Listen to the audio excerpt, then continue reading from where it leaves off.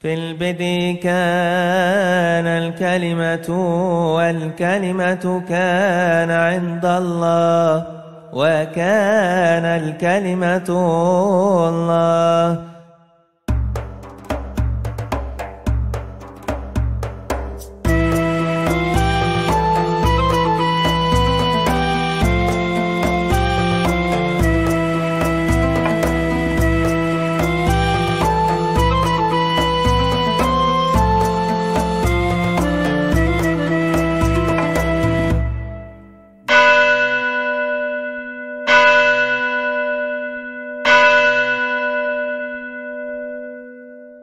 Shalom Aleichem Beshem Hamasyah.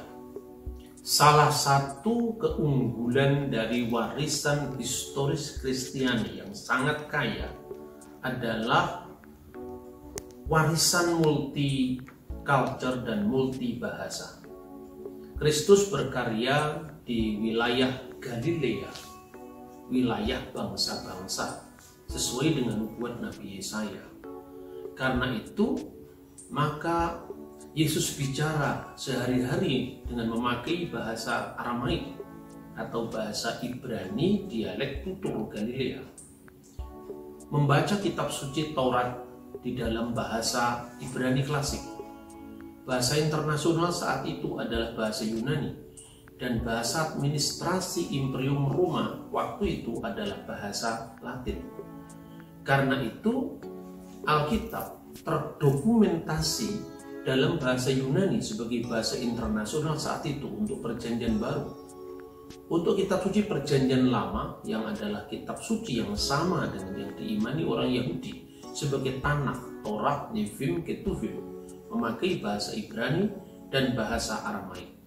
Itulah warisan multilingual gereja.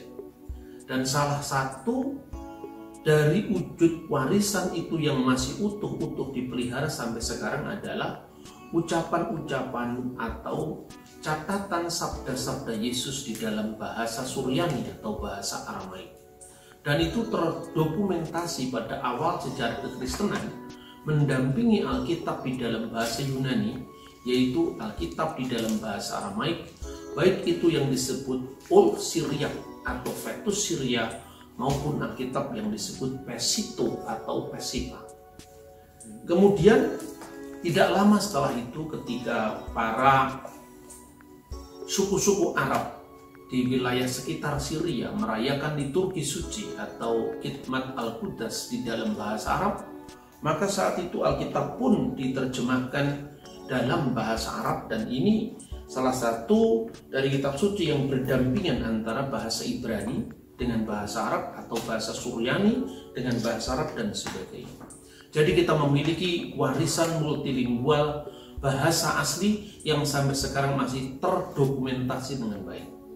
Paling sederhana kita bisa membaca dari arah kanan ini adalah Torah, Nevim, Ketuvim, dan dari arah kiri itu adalah Perjanjian Baru di dalam bahasa Yunani yang diawali dari kata-kata Biblos, Genesius, Yesus Kristus, dan sebagainya.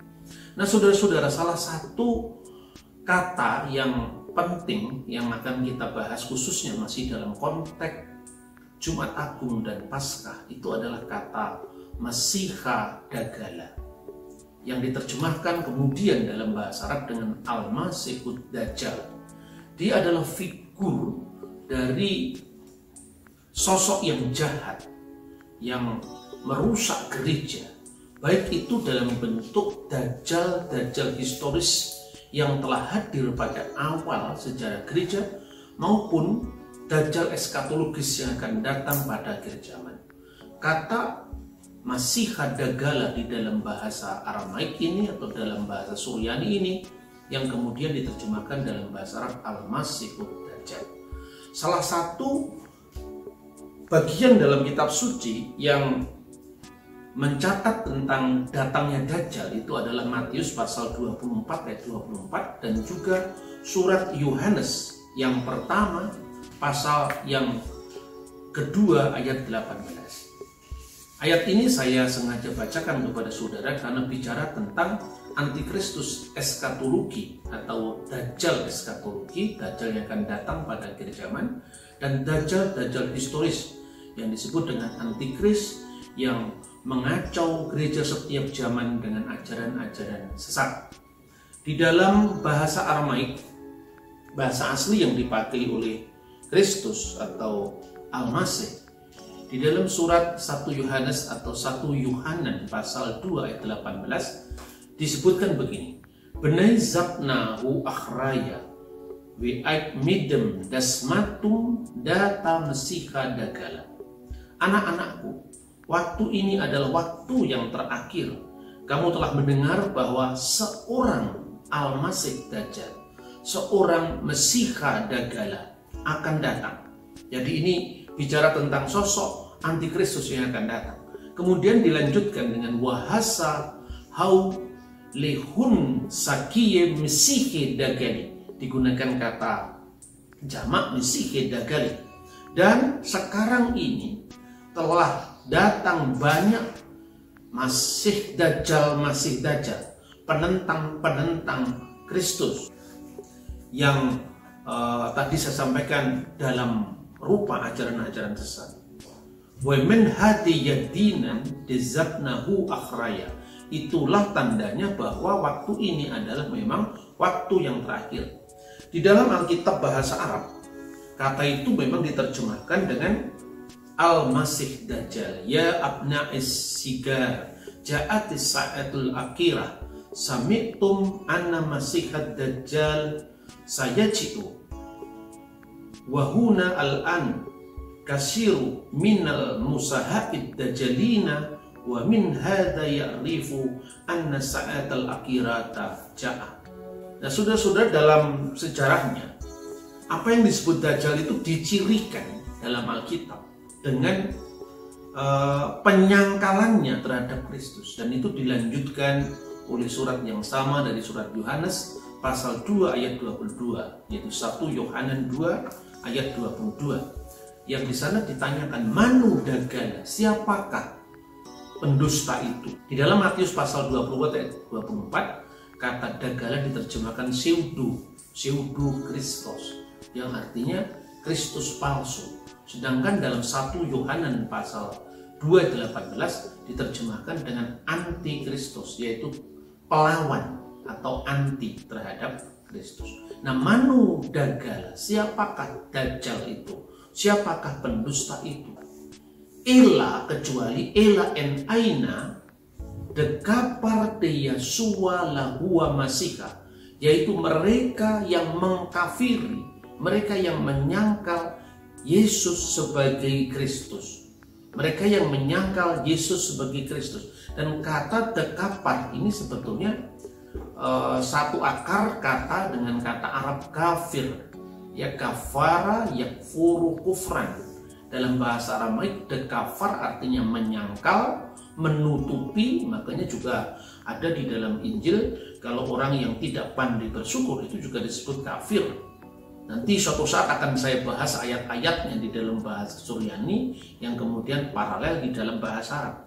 Jadi di situ siapakah Dajjal itu, kecuali dia yang menyangkal bahwa Yesus adalah Al-Masih. Dekapar de Yasua lahua masiha, hanahu masiha dagala. Itulah atau dialah Al-Masih Dajjal. Nah, saudara-saudara yang terkasih, bahwa ungkapan itu muncul karena ada latar belakang tertentu. Apa latar belakangnya? Tatkala Rasul Yohanes berkata di dalam 1 Yohanes pasal 5 ayat 6 ayat 7. Pasal 5 ayat 6 dan ayat 7. Inilah dia yang telah datang dengan air dan dengan darah, yaitu Yesus Kristus. Bukan saja dengan air, tetapi dengan air dan dengan darah. Dan rohlah yang memberi kesaksian, karena roh adalah kebenaran. Sebab ada 3 yang memberi kesaksian di surga, Bapa, Firman, dan Roh Kudus, dan ketiganya adalah 1. Dan ada 3 yang memberi kesaksian di bumi, roh, air, dan darah, dan ketiganya adalah 1. Demikian bacaan lengkap dari teks itu menurut Textus Receptus. Apa yang dimaksudkan dengan datang dengan air? Datang dengan air artinya baptisan. Yesus, firman Allah itu benar-benar menjadi manusia, menjadi daging.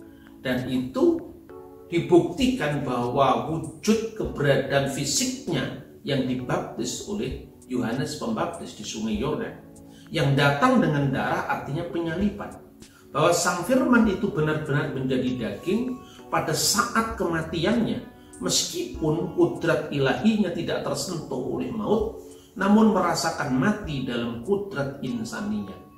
Karena itu di dalam lagu Trisagion non Kalsedonia yang dipakai oleh gereja Syriak Ortodok, Koptik Ortodok, selalu disebutkan Kudusullah, Kudusul Kowi, Kudusul Lati la yamut irhamna. Tetapi ditambah dengan kata-kata ya man sulib ta'aidun anna irhamna.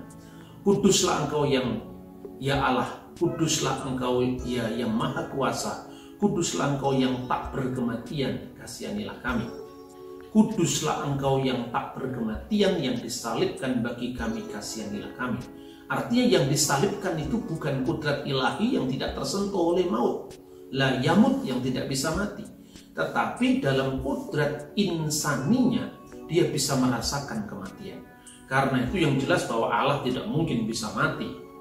Ya, seperti yang misalnya hujatan-hujatan orang awam, kalau seandainya Allah itu mati, siapa pemelihara dunia, itu sudah clear dalam iman Kristen, bisa terjawab dengan baik. Karena apa? Yang dibunuh itu adalah dalam keadaannya sebagai manusia. Itulah sebabnya iman Kristen merumuskan berdasarkan firman Tuhan dan ajaran para rasul bahwa Kristus itu memiliki kudrat ganda. Sepenuhnya Allah sebagai firman Allah yang kekal, yang preeksisten sebelum dia datang ke dunia, sebagai firman Allah yang menciptakan segala sesuatu, tetapi juga ketika datang ke dunia sebagai putra Maryam yang merasakan keterbatasan ruang dan waktu, dan dalam keadaannya sebagai manusia, Yesus itu disalibkan.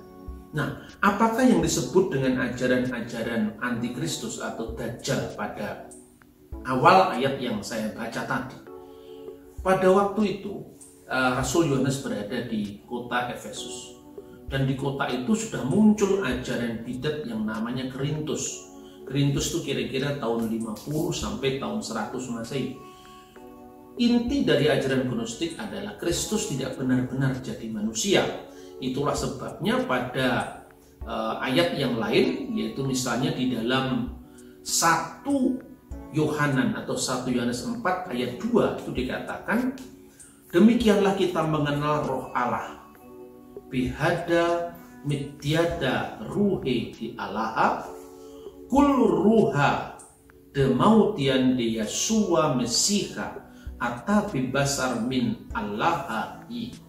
Demikian kita mengenal roh Allah, yaitu setiap roh yang mengaku bahwa Yesus Kristus telah datang sebagai manusia, dia berasal dari Allah. Artinya roh itu maka digunakan kata hi. Artinya roh itu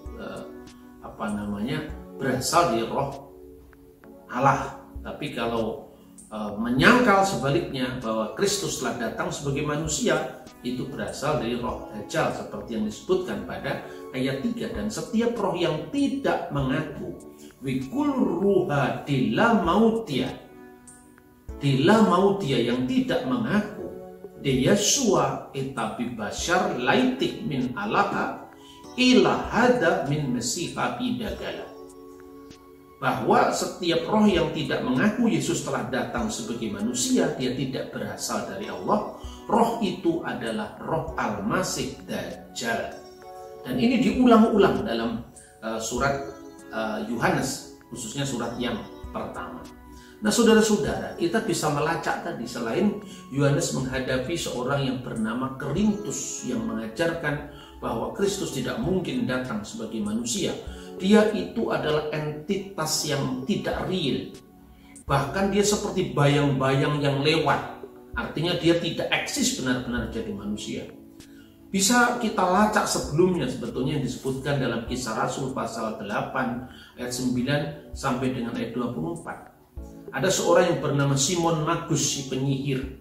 Setelah dia menjadi orang Kristen, ia menjual Roh Kudus dan ditegur oleh Rasul Paulus, tapi ia mohon agar murka Tuhan tidak terjadi. Itu dikisahkan dalam Kisah Para Rasul. Tapi kemudian dalam sejarah gereja disebutkan bahwa Simon Markus itu pergi ke Roma dan memusuhi kembali Rasul Petrus. Dan kemudian dia minta dikubur hidup-hidup supaya menyamai Kristus. Tetapi akhirnya dia mati selamanya. Itu catatan dalam sejarah gereja. Yang dihadapi oleh Rasul Yohanes di Efesus juga kelompok Gnostik yang dikenal dengan Korintus ini. Kristus itu roh maha besar. Itu hanya kira-kira check in di raga Yesus saat baptisan dan kemudian dia check out saat penyaliban. Itulah sebabnya ditekankan oleh Yohanes, firman itu benar-benar jadi manusia, bukan hanya sekedar mendiami manusia, yaitu check in saat baptisan kemudian check out saat penyaliban. Tekanan yang disampaikan, dia telah datang dengan air, bukan hanya dengan air, tapi juga dengan darah. Kemudian kira-kira tahun 138 ada gnostik baru namanya Gedon. Yesus tidak lahir sama sekali katanya. Ini mirip nanti ajaran-ajaran yang selanjutnya dihadapi oleh gereja. Kedatangan Yesus ke dalam daging itu dianggap tidak nyata, tidak real. Dan dari Korintus yang dihadapi oleh Rasul Yohanes itu kemudian berkembang menjadi ajaran Markion. Nah, Markion ini meninggal kira-kira tahun 160 ya. Dia memandang bahwa sebetulnya ada dua theos, ada dua ilah, ada dua Tuhan. Allah perjanjian lama, Allah orang Yahudi itu beda dengan Allah perjanjian baru, Allah yang disembah orang Kristen. Allah perjanjian lama itu Allah yang menciptakan dunia yang jahat. Kosmos dengan segala kejahatannya itu diciptakan oleh ilah rendahan yang disebut dengan ilah perjanjian lama. Sementara Allah yang disembah dalam perjanjian baru itu Allah yang tidak menciptakan dunia materi, Allah yang roh adanya. Dan ini merupakan penyimpangan dari pandangan Kristen sebetulnya. Lalu mengutus anaknya Yesus Kristus untuk menyamar menjadi manusia. Maka ajarannya disebut doketisme, berasal dari kata dukein, artinya tampaknya. Tampaknya dia manusia padahal dia bukan manusia. Karena tampaknya dia bukan manusia dan tidak real, maka bagaimana mungkin bayangan bisa disalib? Maka muncullah teori penyerupaan, bahwa yang disalib itu bukan Yesus, tetapi orang lain yang disamarkan dengan Yesus. Dan itu tampak dari ajaran Basilides. Ya, karena Yesus tidak punya wujud real di dunia ini, karena itu tidak mungkin dia disalib. Yang disalib menurut teori seorang yang bernama Basilides itu adalah Simon Kirene. Nah, kita akan membaca kutipan dari Alkides Irenaeus dalam bukunya Adversus Heresis, buku pertama pasal 24 ya. Bagian atau ayat keempat. Bunyinya begini kalau diterjemahkan. Tetapi sang Bapa yang tidak lahir dan tanpa nama merasa umat manusia akan binasa, karena itu ia mengirimkan nous-nya. Nous itu artinya akal ilahi yang pertama. Akal ilahi yang pertama itu emanasi atau pendeleweran atau pengaliran dari zatnya Tuhan tadi yang disebut dengan nous, yang adalah Kristus, untuk membebaskan mereka yang percaya kepada kuasa ilah yang membuat dunia, yaitu Allah perjanjian lama. Lalu ia muncul ke bumi sebagai manusia, pura-pura manusia, tidak benar-benar real jadi manusia. Dan di depan bangsa-bangsa dari kekuatan-kekuatan ini, ia membuat mujizat katanya. Karena itu Yesus sendiri tidak menderita kematian. Karena apa? Karena bayangan tidak mungkin mati. Itulah sebabnya Simon dari Kirene yang dipaksa untuk memikul salib sebagai ganti dia, sehingga dia diubah rupa olehnya, sehingga dianggap jadi Yesus. Dan disalibkan karena ketidaktahuan dan karena kesalahan. Padahal Yesus diserupakan wajahnya seperti Simon Kirene dan berdiri di sampingnya sambil menertawakan dia. Jadi jauh sebelum munculnya teori-teori yang diserupakan Yesus itu adalah Judas Iskariot atau Sergius, itu sudah ada tahun 138. Dan theological background dari ajaran itu adalah ajaran Gnostik yang menyangkal bahwa Yesus telah datang sebagai manusia. Karena Yesus tidak mungkin disalibkan. Karena apa? Karena tidak mungkin bayangan itu bisa disalib. Nah, inilah kira-kira apabila kita menggali akar sejarah gereja, para dajjal atau roh-roh dajjal yang gentayangan di sepanjang sejarah yang mencoba untuk menyangkal realitas penyaliban Yesus Kristus. Namun, buku-buku gnostik ini tidak bisa dijadikan rujukan historis. Pertama, karena dia munculnya jauh setelah Perjanjian Baru.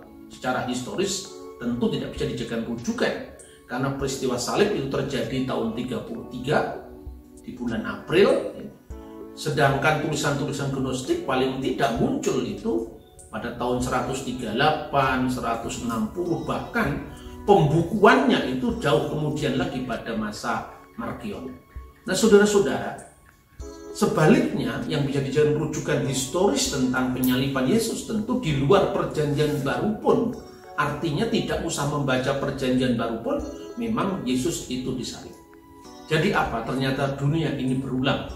Kalau sekarang banyak orang menyangkal penyaliban Yesus dengan teori penyerupaan, itu sudah pernah diteorikan oleh seorang pemimpin bidat gnostik, ya. Akarnya segala pengajaran yang menyangkal realitas penderitaan Yesus, karena Yesus benar-benar bayangan yang tidak real jadi manusia, itu telah terjadi pada tahun 138. Teori penyerupaan Yesus oleh Simon Kirene. Tetapi akhir daripada semua catatan historis itu adalah Paskahnya yang mulia. Pada hari ketiga dia bangkit kembali di antara orang mati dan menyatakan kuasanya sebagai firman yang kekal yang menopang segala sesuatu. Tuhan memberkati kita. Al-Masihom Hakom, Kristus telah bangkit. Benar, dia telah bangkit. Tuhan memberkati kita. Shalom Aleichem B'Shem HaMashiach.